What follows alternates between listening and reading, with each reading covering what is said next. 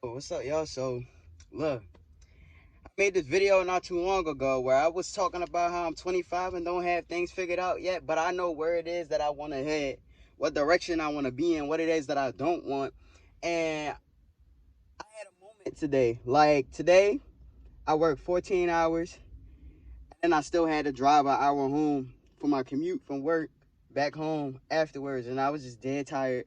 And I had to go to physical therapy. And then also I had to, to go to physical therapy, I had to get up at 3:30. I got home at 11. Took me a shower, got into bed. I didn't even get to go to the gym, none of that. And it just made me like, it's just giving me so much motivation because it's like all of the things that I want for myself is not for it's not to be like, oh, I'm a millionaire, or oh, I got this and I got that.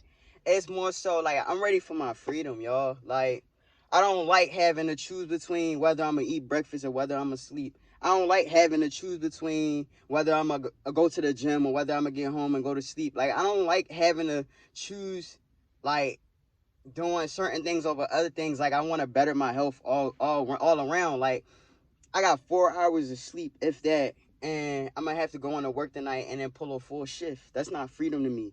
That's none of that. Like, none of that is freedom to me. Having to not be able to work on myself, like go to the gym, eat, and then eat breakfast and do what it is that I want to do because I'm pressed for time.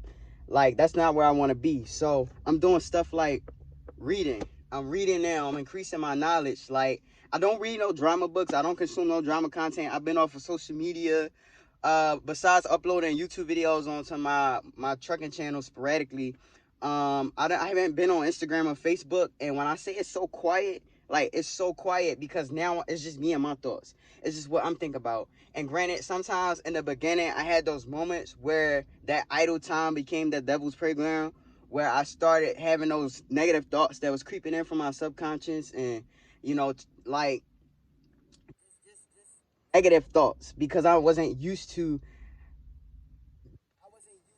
not doing anything, more so to speak. And it wasn't nothing to do with being alone. It was more so not having anything to do, not really having people to interact with, or not having things to like aimlessly do with my time. Because when you're on social media, you can aimlessly scroll for 4+ hours and not even realize it. So like that kind of opened my eyes to what I was doing with my time, just jumping off of social media and just taking a break from it. And actually allowing myself to digest the things that I go through before I start posting it out to the world.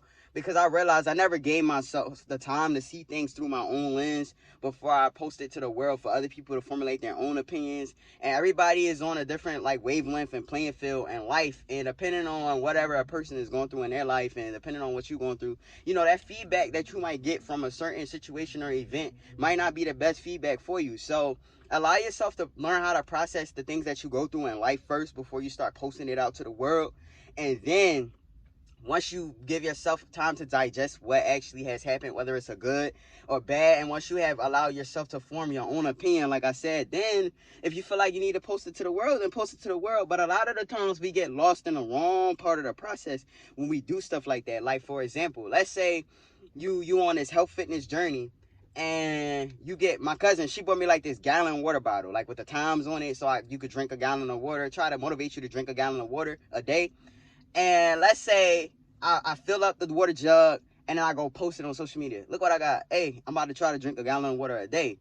And then lo and behold, I forget to drink the gallon of water, but I didn't forget to post it because I lost my energy in the wrong part of the process. Like, I lost my energy, and all of my energy was in posting to everybody that, hey, I'm about to drink a gallon of water, and then don't end up drinking a gallon of water because now I done lost all my motivation because I was basically having it all and posting it to everybody to see who was going to run the journey or whatever the case may be. So you definitely got to be level-headed and headstrong.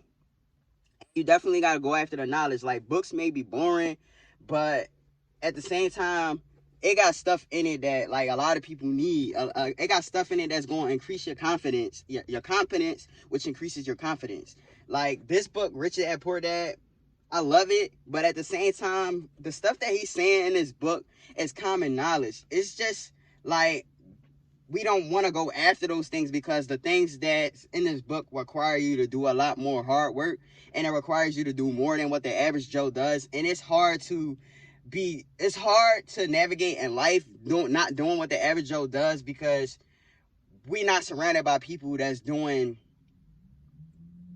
going above and beyond a lot of the times. Like, it's just hard. So like one of the biggest things for me is I want to get out the rat race, y'all. Like, I don't want to be stuck in this one field. So like how I'm learning to